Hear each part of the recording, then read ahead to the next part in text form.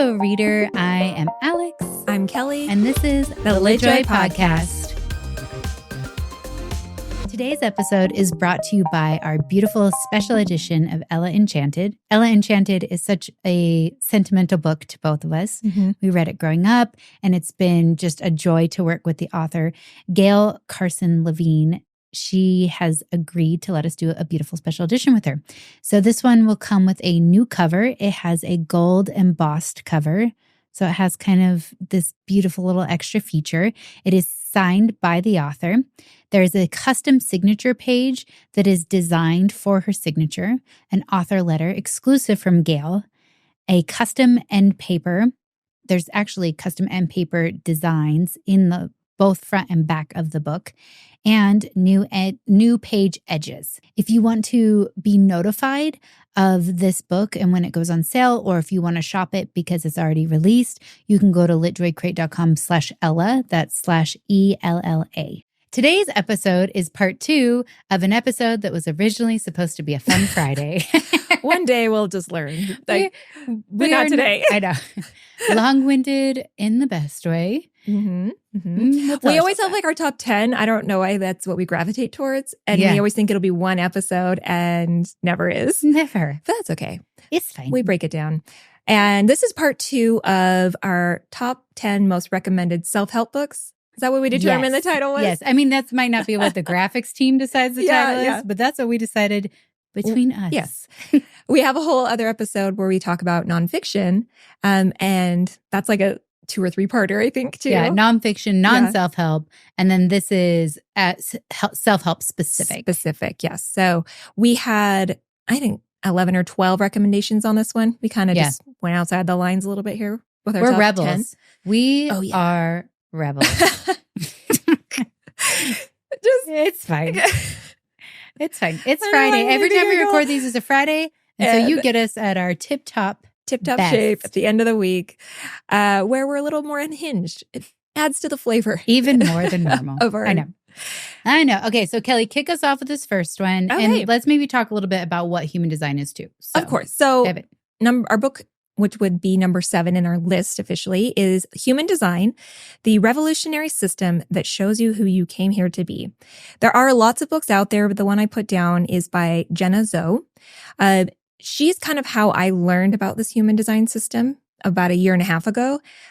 She took what was a very kind of new idea to a lot of people and made it a little bit more easy to understand, easy to follow, created an app around it.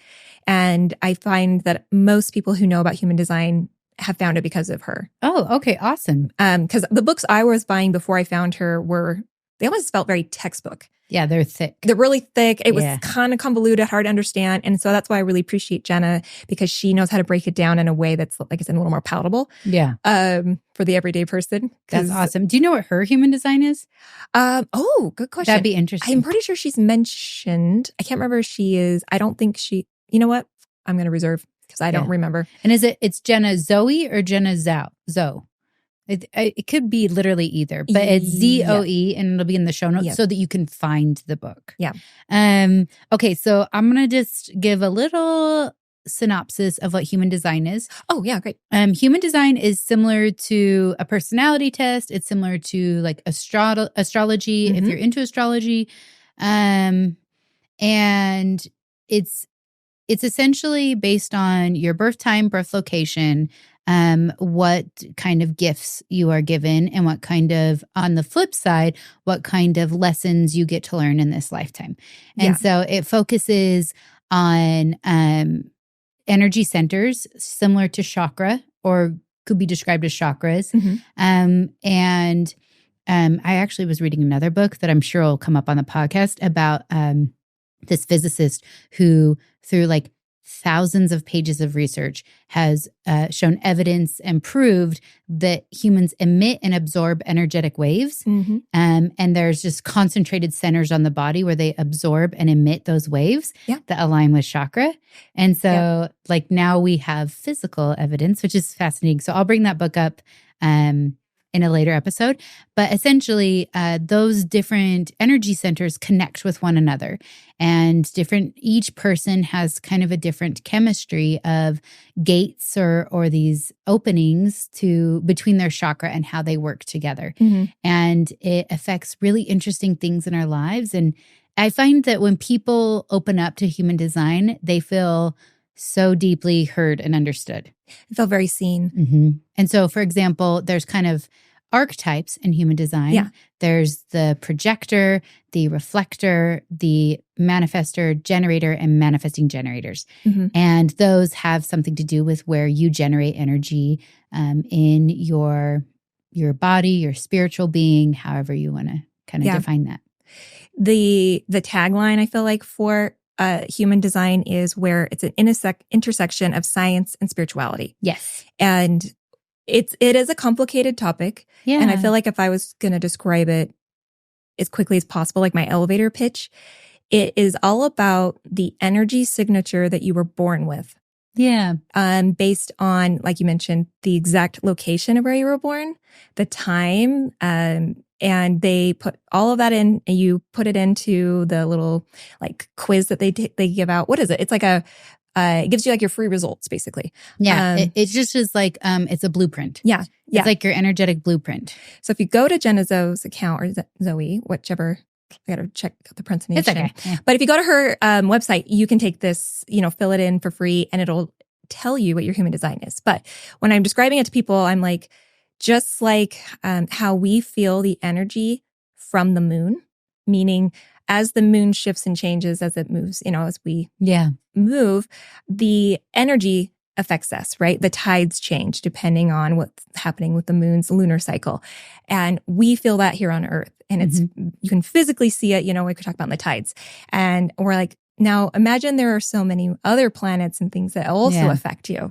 The energy, we just don't know about it yet, like hard science, but it's getting really close. Okay, so there is hard science on this. It's just not mainstream. And I did a deep dive on all this recently and read like multiple books about chakra and about energy and about planetary energy. And essentially, they now can measure the waves that are emitted from different planets and have unique signatures. And so it's so cool. So these big celestial bodies that exist in our solar system, also they can measure energetic waves that are coming outside of our solar system. And what's happening, what essentially happens is they're massive waves. They move through Earth, and imagine Earth is like this teeny little ball on the surface of the ocean. It's like it doesn't realize it's being moved through a wave, right? Yeah. Because it's the whole wave passes through our planet, right? And it's kind of this remarkable topic of like how basically through measuring light waves, because it's on the light spectrum. All waves are light, like even radio waves. It's just we only have a small visible spectrum. So it's really remarkable because animals can see in the wavelength of like what a person's aura might be considered. And so animals can like pick up on energetic, and that with dogs. Like dogs just don't like someone. Dogs literally can see outside of the spectrum of which humans can see. Yeah. And so, I don't know. It's just like these waves are like connected to so many things in us, and also just massive things like Saturn has an energetic signature. And it's so cool. And I'm like, it's so nerdy. And I think people feel like it's really woo-woo if they don't like dive in. But I'm the kind of person where like, I want to learn all the science behind things. Yeah.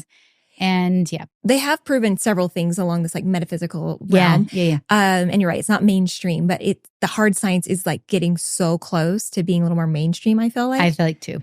So with human design, it is pulling in astrology. There is astrology for sure mixed in. Yeah. The chakra system, that plays in, as well as the actual human design system. So it's kind of like all three converged.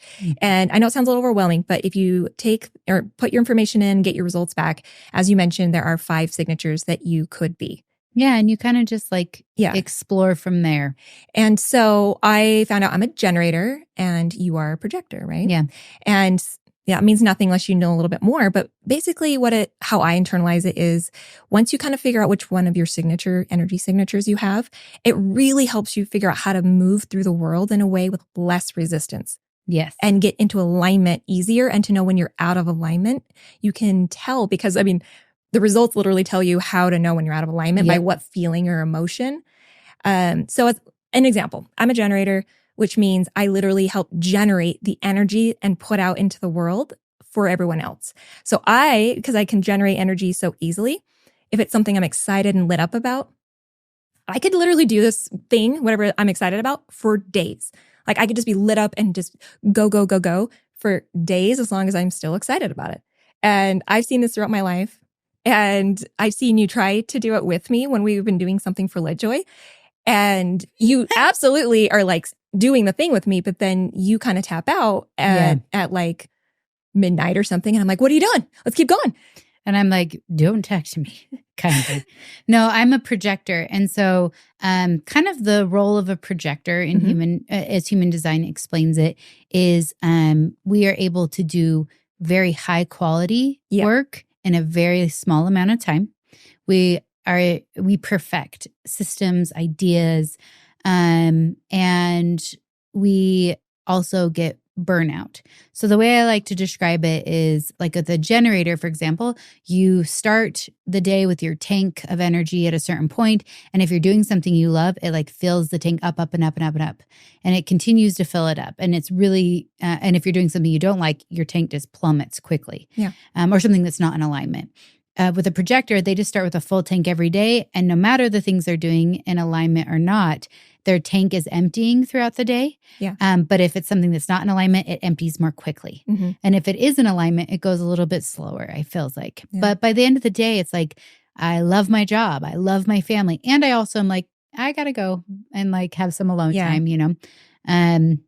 So yeah. I find that once we kind of learn this about ourselves, we just made some slight alterations from human design, and it's made such a difference in our day-to-day sustainability, as well as how we interact, I find. And it's, I love the projector because, projectors are so wonderful because they always want to help, perfect what comes into their orbit. Yeah. And you can always take what I'm like throwing at you and help me fine tune it. Yeah, thanks. And you can make it better. You can see a better path. But there's a little bit of a trick. Yep. We need an invitation.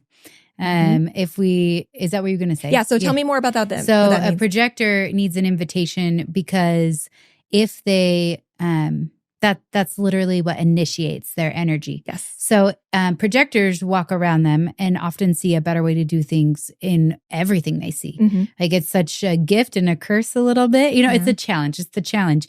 And so if a projector is offering their insight without the invitation from others to receive it, they feel such bitterness and frustration. An invitation is literally like, what's your thoughts on this? I'd love for you to share your thoughts. Or, hey, can you help me with this? Like anything where you were inviting them in to the discussion. But if you just came in or like, here's all my ideas without being asked, what has happened to you in your life with that? A few things. First of all, I feel like I'm in frustration. I feel like at its worst, people remove me from their life because they're like, especially if it's like someone I'm not close to and I'm offering insight.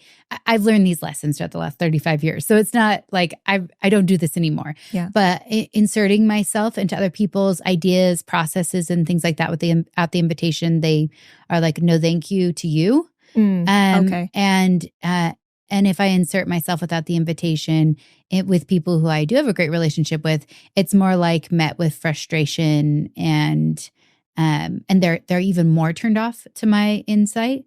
But there is a trick. Projectors can say something to the effect of, would you like a reflection here? Or are you interested in my ideas on this? And kind of like initiate the invitation. Smart. And so sometimes they do that. But also I have found, for example, like with my husband, he'll be just talking about something. And if I don't ask him if he wants solutions or support or sympathy, and I just go straight to solutions like a projector, I can feel sometimes that he is like, I just really needed sympathy, And so I have to be really thoughtful.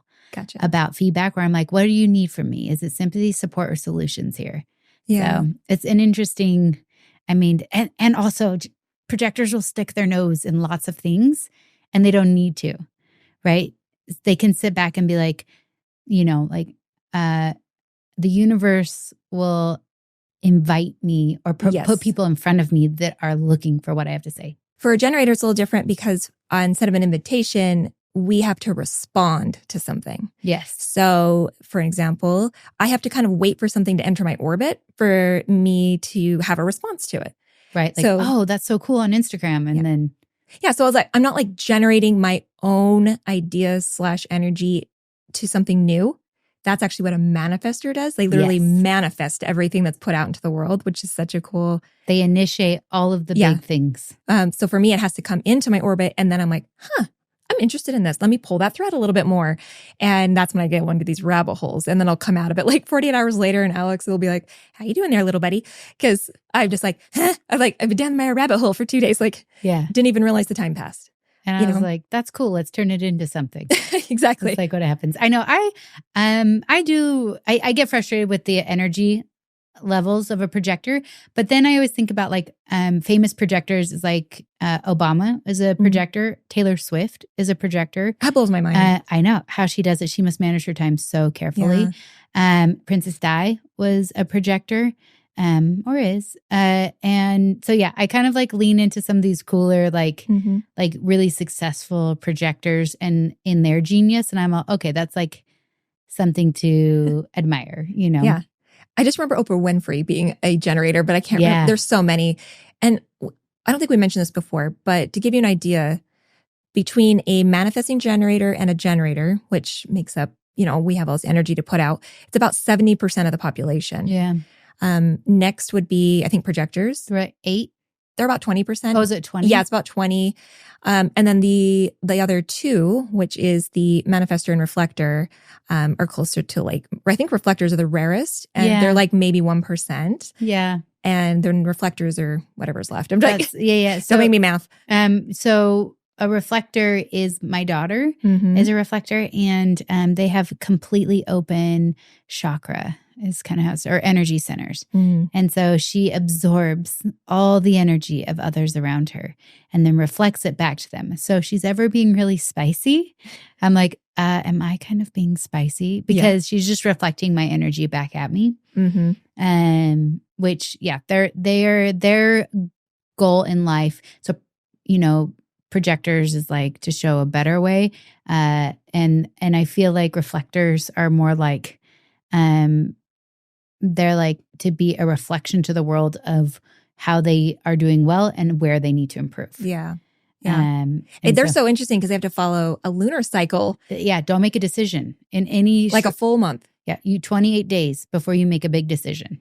I mean, you have to read about this. Guys, I know we're so into this. We should just do several episodes about this. I'm like, I would love to. It helps me continue to learn about it too. But it has been really, really helpful in my life. It's the most detailed, intense, and exciting, like, I don't know what to call it, system that I have found that, like you mentioned, makes me feel so seen. It's down to things like how you prefer to eat and what time of day, what kind of environments are best for you. It just talks through all your gifts that come very natural to you and how to lean into them. All of this is based on the chart that you will get. The trick is once you get your chart, you have to try to start making sense of it. And so the Jenna program is great because you can download the app, and I think it's like a monthly fee, and it explains everything. Yeah. So, and the book is great. That's why I bought the book, just so I could use that as my go-to source for learning more about human design. Yeah. Okay. So we'll move on. Yeah, but I'm like, if others enjoy, then we'll see. If this podcast just has like 0 views, then we won't talk about it. But if people are into it, we can talk more about it. It'll be fun. Yeah. It was sort of like right off of learning about the Enneagram, because we learned about that right before and we're so into it. And then this one came in, and I remember being like, do I need another system to help me learn more about myself? Like, do I want to do another one and dive in? And it's completely different and just so on point and so detailed that I'm like, yes, you do. You need it. Yeah, it's cool. It's super cool. Okay. So number 8. moving into number 8, which is Braving the Wilderness, the Quest for True Belonging and the Courage to Stand Alone. This is a Brené Brown and Queen Brené. Queen Brené. This book, Braving, is an acronym. And so it stands for Boundaries, Reliability, Accountability, the Vault, Integrity, Non-Judgment, and Generosity. And so this, I feel like, she's done tons of research on vulnerability. This one talks about what it means to belong. And then when we stand alone. And so she said, true belonging doesn't require us to change who we are. It requires us to be who we are. And so I feel like this one is a really great book for learning more about holding on to yourself. For holding yourself accountable to living a full life. And it poses kind of the question of, do you want to become the best version of yourself? And I think that she kind of talks about how you can surround yourself with people who see you for who you truly are by behaving who you truly are. Because she's like a social scientist. I'm like, what's the word I want to say? She's like a PhD social scientist. Yeah. I mean, half of her career has been trying to define just the word vulnerability. Yeah. And what that really means, what those examples are, the science behind it. It's just, I find her work so fascinating. One, that she is spending so much of her energy trying to describe these different emotions and experiences that all play into it. And so when we read this for our book club, I remember, I think you were there. Yeah. I remember. It was at Erica's house. Do you remember that one? Yes, I do. Yes. And we had a dance party at the end. Yeah. I remember just celebrating. Yes. And so we talked, the acronym that you mentioned, like you talk through each one, obviously, and she breaks them all down and how that plays into you basically being a really authentic version of yourself and showing up in that way and why it's important. And basically in my mind now after human design, it kind of helps me understand that what Brené is describing is here's how to best be in alignment for being authentic so that you can be the best version of you because that's what the world needs. So to wrap up on this one, I'll just read this quote. The wilderness is an untamed, unpredictable place of solitude and searching. It is a place as dangerous as it is breathtaking, a place as sought after as it is feared, but it turns out to be the place of true belonging. It is the bravest and most sacred place you will ever stand. So I would just encourage readers out there to take a little time and dive into this book. And I think it's a good place to start, especially if you haven't done any like personality tests or human design or anything. It's a good place to start and just an invitation to become more of your true full self. And like I said, I love how she breaks it down so you can take it bit by bit and really evaluate each of your values that you may not realize you have or that you can seek out and bring into your life. Yeah. Okay. Perfect. With that, we'll move on to the next. Yeah. 9. Okay, Kel, this one's you. Not nice. We've only talked about it like 12 times, but we're going to get into it now. We're going to talk about it. So it's the longest title in the world. It's called Not Nice. Stop people pleasing, staying silent and feeling guilty, and start speaking up, saying no, asking boldly, and unapologetically being yourself. And it's like his name's Aziz Gazipura. Gazipura. That was beautiful. Aziz, yes. Yeah, he's a doctor. I'm multilingual. I love it. I love that the title was just like, what's gonna hit on Google search? It's like, put it all in. It is like a really long title. It's very academic. But at the same time, just reading the title, I was like, I felt emotional. I was like, I need this. The summary is pretty short and it just is like, are you too nice? If you find it hard to be assertive, directly ask for what you want or say no to others, then you might be suffering from too much niceness, or I call it people pleasing. And this book is going to really break it down. And every time I bring up this book, I'm like, okay, it took me like 3 months to read it because it is like, I think just shy of 500 pages, but it is just dense. Like I had to take like a couple chapters a day and just sit with it. Yes. Well, I feel like it's not difficult to understand. I feel like you just feel to absorb a little called out. Oh, for and sure. So you have to process. So it's a book of processing. Yeah. So it's a toolbox. Yes. More than that, it's a door. Yay. It's a doorway that I didn't realize I had built. Yeah. And so I knew that I had these tendencies to people please a little bit, and it was hard for me to say no. And I just wanted everyone around me to be happy, and I wanted everyone to be good before I worried about me, was kind of all I knew. And so reading this book, he's like, let's really break it down. Like, I'm not going to pretend about anything here. So let's talk about what real people pleasing is. Yes. And so he walks through every single way that you can, in a sense, possibly sacrifice yourself because you're trying to be nice for everyone around you. Yeah. So he's a recovered nice person. Yeah. And essentially, I think what I loved about this book is it makes a clear distinction between nice and kind. Mm-hmm. To be nice is essentially, it is outsourcing the safety, emotions, desires. It's outsourcing all those things to other people. Yeah. So all very, very, very subconscious. It's just built in and you don't recognize it. It's nice. It's a lovely book. I won't say it's a nice book. It's a lovely book because he just does not mix words and very much explains how people pleasing is a selfish behavior at its core. Yeah. And I think people pleasers are like, oh, oh no, because they don't want to anything unpleasant, selfish or self-centered, abrasive, brash, any of that. But he talks about it through several lenses. Mm-hmm. So one lens that I found really interesting was sometimes we're nice and it's very off-putting because people they don't want someone who's just going to, people are not necessarily drawn energetically or romantically to someone who doesn't have opinions about things, who is malleable, who changes depending on their setting. And so there's like a law of attraction that if someone is grounded in themselves, it's not that they're cruel or unkind, but they're not going to change who they are to appear more nice, right? Because that niceness gives us a false sense of safety, but it's not real. Yeah. It's not real safety and security. Because the second you stop being nice, what? Then what happens? Yeah. And then everything you built around you realize was an illusion. Yeah. It's just, the guy just calls it like it is. And it's such a helpful book. I know that we've recommended it to multiple people who have come back and been like, that was a whole paradigm shift for me.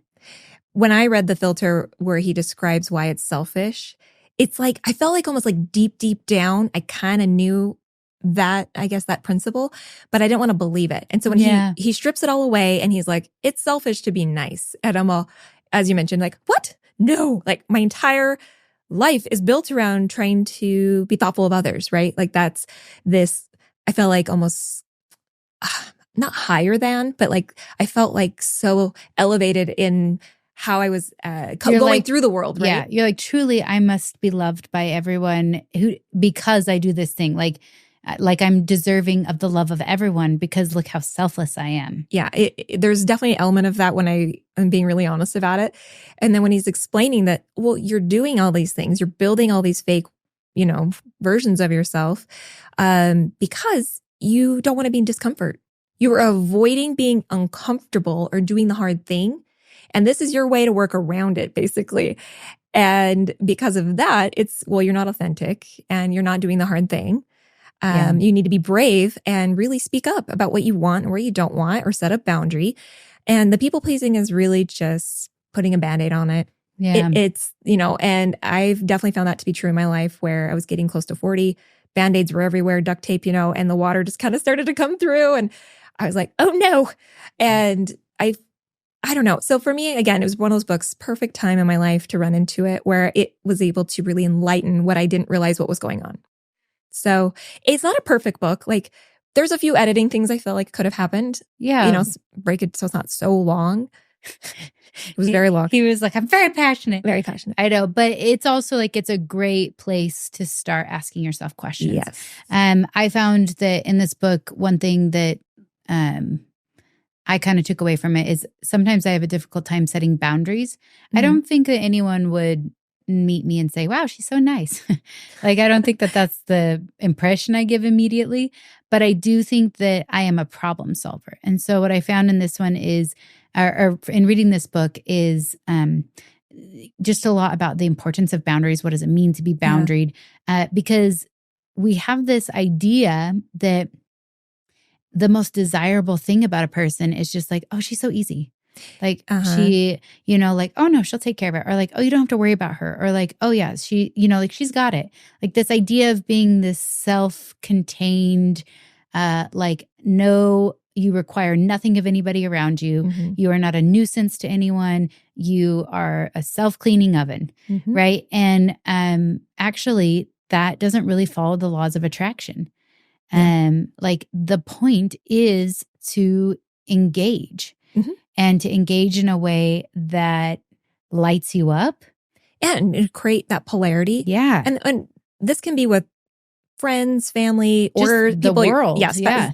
So when you talk about the law of attraction, I'm like, it doesn't always mean like finding your person. Oh, it's not always romantic attraction. Yeah. It's just like in regards to finding friends and being closer to people around you. And true. So true. Yeah. So kind of what I learned from this is like, for example, if I set a boundary about a thing that I need, like I need to be alone from 9:30 to 10:30, like that's alone time. And if you're being nice, you'd be like, oh yeah, but like I allow anybody to come into that space. Like that's more of like a guideline, not, yes. But a boundary is like saying, regardless of how someone else is going to perceive your value, you're of value and that's your boundary and you're able to hold on to it. And actually, and he says, and then to kind of tie it up, when you hold on to those boundaries, you become more attractive to the world, to the universe, because you are saying clearly what you do not stand for. Yeah. And it's like the things that align with that come into your life. Yep. And it does the opposite of what you think it's going to do. And so you have to take that leap of faith. I find just to summarize, like anytime you decide to start setting boundaries, like, and hold them, you're going to find people that fall away. Yes. Because there's probably a few people who liked that they could run over your boundaries or that you didn't hold on to them super tight. And so I find that again, it is a book that whether we realize it or not, it's helping you be more in alignment with who you are. Yeah. And so by being more true to yourself, and in my mind, I learned that I didn't advocate for myself and learned that I had no boundaries when I thought I did. So it really stripped me down. But the second half of the book, just to be clear, really builds you back up. For sure. The second half of the book is really like, all right, now that you feel very seen and stripped down, let me help you understand how to build yourself back up with boundaries, with understanding that just being considered nice all the time, it's not a strength, and here's why. Yeah. And this is what we're going for. And he gives you exercises. You have like journal practices, things like that throughout. And so I thought that the book was a full meal, you know, like from beginning to end. I was very full. It was like a 4-course dinner. 4-course dinner. I know. And just like on a final note with this one, to be like a little bit vulnerable, I felt like the lessons I learned about boundaries, it just reaffirmed for me some things about my previous marriage. And then when I was able to just so thoroughly accept and enforce my boundaries, what fell away was my marriage. And then I immediately was able to call in a relationship that was so much in alignment with what I wanted in life. And so I think that the stakes can be high and you can still be so much happier and more fulfilled in being not nice. Yeah, it absolutely can test certain relationships. It did that for me as well. But that's the hard part. It's almost like the detox. Yeah. And then after which you're just so much more fulfilled. Like you just feel so much more in alignment. You feel so much more yourself, like you were saying. And so I'm like, it's worth it. It's hard, but it's worth it. And so anyone I know that struggles with this I'm always like, you got to read this book. I know it's going to take a minute, but it is going to be hopefully life-changing. Yeah. So preach, apparently. I know. He's doing it. Okay, perfect. Transitioning Ooh, yeah. into something that's less emotional. We kind of did like spiritual, and then we did like emotional, and now we're transitioning into physical. This self-help book, physical. It's about your gut. Oh, Gut, the inside story of our body's most underrated organ by I think it's Giulia Enders, but it's a different spelling, but that sounds right. Giulia Enders. Yeah. Okay, so this one was recommended by my husband, and we read it together in our book club. It says cheeky, the cheeky up close and personal guide. So she's British, and cheeky is true. It is a very entertaining book about your gut. Ooh. And I feel like this was written when gut health was slightly less mainstream. Now we've seen over the last couple of years, everybody's talking about your gut. And so when you're an embryo, the first things that form is your brain, your spinal column, and your gut. And they're deeply connected. And in fact, your gut influences every part of your body. And we don't realize that, which is why it's so it's so important to be conscious of your gut health. So gut would describe basically things like starting with your mouth all the way to the other end. It's like top to bottom. Yeah. And it talks about like the basically the jungle that lives in your gut. It is like, it can be like this thriving, healthy tropical rainforest, or it can be like this barren, sandy, no life can live there, depending on the biotics of your gut. And I love this book because in such an entertaining way, she talks about the scientific evidence of gut health, pre and probiotics health, and also the journey of food through that jungle and what that looks like. So. Yeah, it's definitely a full ecosystem, right? And everyone's trying to find the right balance. Is like what's kind of mainstream right now, I find, is probiotics or almost like cleanses, even parasites. Like I'm just hearing so much that have to do with that area. Like you mentioned with the gut in general. Yes. And I don't know how much she goes into in the book around those topics. All those? Yeah, yeah, all of it. And so like the GI tract, like everything. So, so essentially scientists are really studying the gut more now, and they're finding that a lot of things, something like dementia or ADHD, Alzheimer's, like gluten intolerance, celiac disease, depression, anxiety, all of these things that we have compartmentalized in the field of study. Part of this is the whole thing about academics. It's the problem. But we compartmentalize different phenomenon so that we can study them through scientific methodology where we have a hypothesis and we try and eliminate every variable except for one to study it, right? And that's how the scientific method works and is set up. There's also this like kind of compartmentalizing that happens in academia in general, where like someone who is a neuroscientist, surely if they start talking about gut, it's kind of like, well, that's not your field, so step off, right? Like there is kind of, and it's not always that way. There are a lot of, especially new young scientists that are more symbiotic, but there is kind of this stagnant feel sometimes in academia where it's difficult to make these connections. And then someone like Giulia comes along and does comprehensive research and studies how they all tie together. Yeah. And our human body is not made up of individual systems. Yeah. It is deeply interwoven. Like you can get skin rashes from having poor gut health. And you would think that like on the inside of your stomach is as far away as you can get from your skin, but it manifests in like eczema, right? And so, or eczema, I don't know, one of them. So I love this book because I love holistic thinking about things like a human body. Yeah. And I think this is a great place to start. So if you're having any gut health issues, or if you're just interested in learning more about your physical body in general, such a great place to start. Okay. I'd recommend as a follow-up to this one, if you loved this one, I would read We Contain Multitudes. We Contain Multitudes is about the just microbes in general. which is fascinating, and how actually our microbes commune with like other living things, microbes. Oh, cool.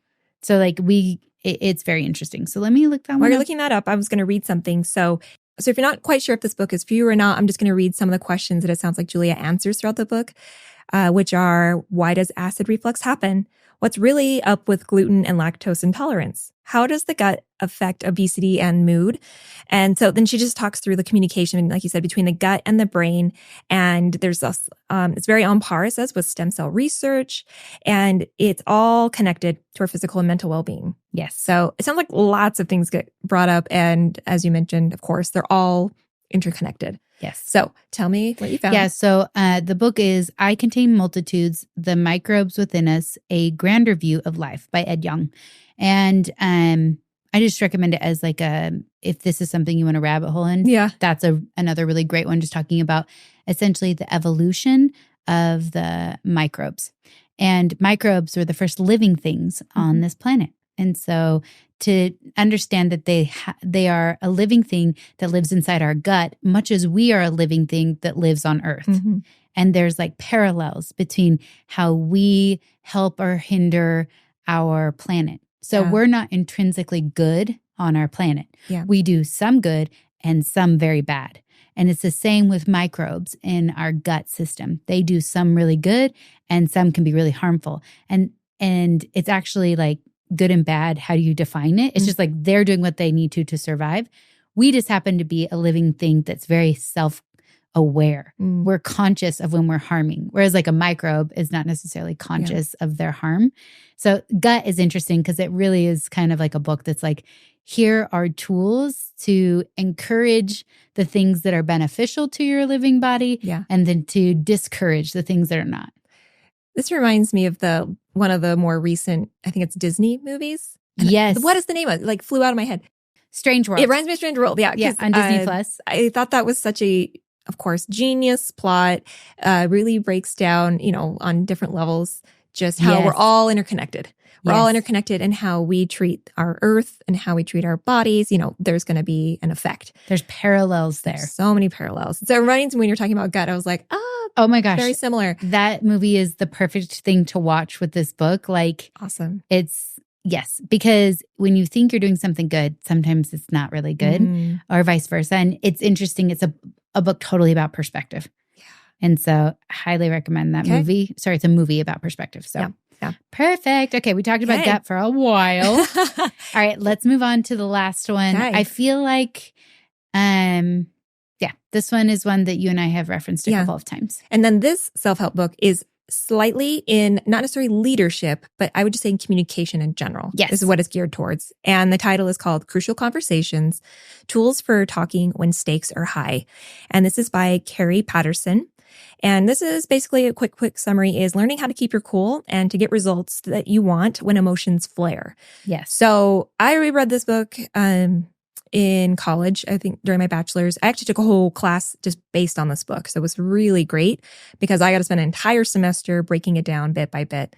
And it was extremely helpful, as I mentioned, as I am a bit of a recovering people pleaser, but then I was in a full people pleaser mode and I didn't want to ever get into conflict. I struggled with that hugely. So I purposely took this class to kind of help get me out of my comfort zone, to learn some tools. And it's exactly what this did. Yeah. It gave me a lot of tools to understand how to move through these conversations in a way that can get to the goal that we want, that I want. And when emotions flare, it really breaks down like the why behind it and how to recognize what's going on and then the tools to move through it. Yeah. I think it's really interesting why people hate conflict so much. I mean, I don't know a lot of people that are like, yes, love it. Bring it to me. Usually those people, I don't know, actually. They probably exist for sure. But yes. And also it's like a different kind of mechanism, coping mechanism, right? Like, oh, I'm going to punch before I get punched kind of a thing. Yeah. So even still, like Crucial Conversations is not about conflict conversations. It's just about having conversations that are clear and honest and authentic. Yeah.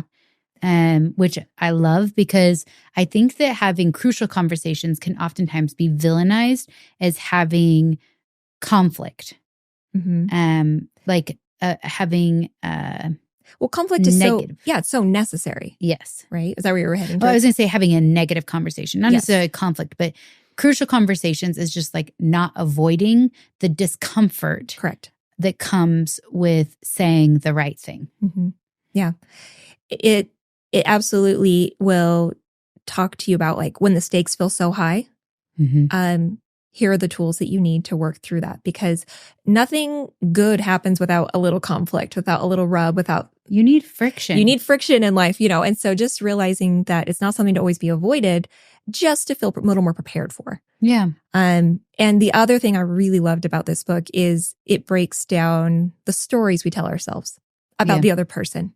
Absolutely. Something as simple as somebody's late to, like, let's say, pick you up. How many times, or how many stories do you think you run through about why they're late? And by the end of it, sometimes I find that people are just so upset because by the time they walk out, let's say you're going to pick me up and you're waiting on me or something for 10 minutes. I'm just throwing this out. Like, I'm assuming you're really generous in your assumptions of others, but not everyone is. And so the assumptions that people can come up with as to why they're waiting on somebody, you can run through 20 stories, not even realizing it, just sitting there and like, oh, they just this and they just that. They just want me to sit here, or they don't care about my time. They don't this. Like, it's very, very much like you're filling in the question mark because you don't know the reason yet. Yep. And by just remaining like open to the fact that you're like, you don't know. You don't know what's going on yet. And so don't make any assumptions. Yes. And the part that I really took away from the book was, would a reasonable, rational person do that? Yes. So like the stories you're telling yourself, just back up and be like, okay, I know this person, or even if you don't, would a reasonable, rational person do that thing that you're saying? Yeah. And weirdly, that has helped me so many times because I can get really wound up with some of those stories. And then I think back, like, I wouldn't want someone to have that story about me. Yeah. You know, and you play it both ways. So that's like one tiny little tip from the book that's helped me so much sense. Oh, totally. And it kind of mirrors the 4 agreements where it's like, don't make assumptions or don't tell stories. Mm-hmm. It really breaks down like, you know, like stories are, you're telling those about yourself. Like you're creating a fictional world in which you have typecast this person and you have made up things that they're thinking, you know, so it's not healthy. And it also talks about like how opinions are like, they vary. Like it talks about being comfortable or being sturdy or steady in the knowledge that your opinion will not be the same as other people's and that that's okay. I found that the times where I don't have the crucial conversation, because I will tell myself the story that that's me being kind or generous or loving, because if I tell them that, it'll put them in discomfort. And I don't want to put them in discomfort. But what I realize is that I'm still being selfish in that moment because I don't want to have the discomfort of knowing that I said the important thing and it hurt them. Yeah. And therefore, like I don't want their discomfort to affect my comfort. Mm-hmm. And I just don't think that I feel like this book does a really lovely job of clarifying what's yours and what's not yours. Yeah. And, you know, I don't want to get to this end of this podcast and everybody think that we want you to go out there and just be mean in everything you say. These books provide tools and how to have those conversations in a way where it's like, you cannot control the response, but you can control how you show up in the conversation in a mature and a kind way. Yeah. And I think that this is just a really great book with tools for that. It was really helpful for me as a boss and a leader because I have a lot of people on the team who I would say recovering people pleasers is kind of how you've identified, but a lot of them who just want to fix problems and who are really passionate about what we do. And so Crucial Conversations is a helpful tool for me to say the things that I know will make the company better, that I know will help them be happier in their role. And they're not easy conversations to have. And so the fear of the unknown response from them is not big enough. It's not important enough to avoid saying the thing that can lead to better results, more happiness, more joy, more fulfillment. Yes. It's for sure got so many of those nuggets built in. And I don't know why I want to just make it something clear when I was talking about a reasonable, rational person. Yes. I want to distinguish that because there are times when it's a no.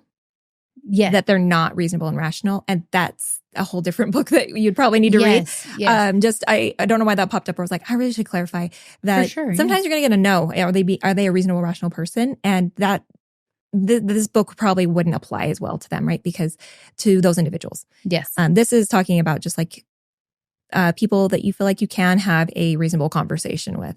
Yes. I just know mental health has definitely played a part in some of my conversations, and it does change a little bit how you discuss and communicate with them. Yes. And in fact, if you feel like the answer to that is no, you say, you're thinking about having a crucial conversation and you say, is this a reasonable, rational person? And perhaps it's a person that has had toxic or abusive behaviors in the past, or mental health plays a huge role in this. And you're like, no, they're not rational or they're not reasonable. Then I think that's a moment where the crucial conversation comes into play with your support system. Like having honest conversations with the supportive community around you, whatever that looks like, and getting support and help. I found when I am dealing with someone that's more in that arena, this still provides me lots of tools to help, I feel like, bring down the intensity of some of the things and to be able to get a little more neutral. But it definitely, there's like extra step and support needed, I think. The other thing that I really enjoyed about this book was something as simple as it helped me recognize when somebody wasn't feeling heard. Yeah. Just bringing up the patterns about somebody will just keep circling back and talk about the thing, which this just happened the other week. I felt like we had gotten to a good place and then found out this person just kept repeating themselves. So like, but this thing happened and this thing happened. I'm like, yeah, those are not like the core root of what we're talking about. Yes. But I was like, oh, they didn't feel heard. Right. And so I went back and I said, okay, this is what I'm hearing from you. And you repeat it back to them every time. It stops at that point. And I was like, so simple. But until it was explained to me in the why, I was just, you don't pay attention. Or you're like, why do you keep fixating on this? Yeah. Like, you're like, I'm trying to talk about this thing. Yeah. But it's almost like completing a cycle for them where they're like, I need to be understood. You need to literally like voice back to them, I am understanding what you're saying. This is what I heard. And then it completely like takes that wind out of their sails, like their emotional sail of being like, but. And they calm down typically, and then you can move forward in, the crucial conversation, like next steps. Yeah. So there's so many of these tidbits in the book, which are wonderfully helpful. Recommend it for just about everybody, honestly. Yeah. And I think that's the end of our list. Yeah. So we did it. So kind we have 53 minutes. We did a good job. High five. Yeah. Woohoo. I know. These are all great books. Okay. Well, that was our top 11 most recommended self-help books. And perfect. Yeah, so I'm like, that's that. That's all she wrote. That's all we wrote down as a list of books. Perfect. Thank you, reader, for listening to this episode of the Lit Joy podcast. Please remember to rate and review us. And like a good book, recommend us to your friends.